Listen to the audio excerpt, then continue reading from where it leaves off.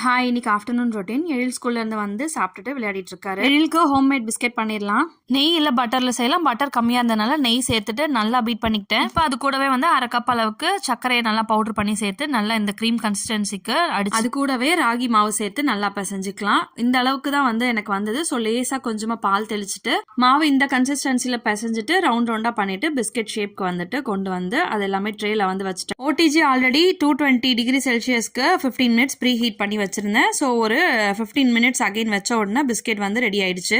எடுக்கும் போது வந்து மேலே கிறிஸ்பாக இருக்கும், உள்ளே வந்து லேசாக சாஃப்ட்னஸ் இருக்கும். அது கொஞ்ச நேரம் வச்சோம் அப்படின்னா சரியாயிடும். ஸோ அதே போல் சூப்பராக செகண்ட் பேட்சும் வந்து ரெடி பண்ணி எடுத்தாச்சு. இப்போ நான் அதில் காட்டியிருக்க மாதிரி தான் லேசாக சாஃப்ட்னஸ் இருக்கும், ஆறுனதும் சரியாயிடும்.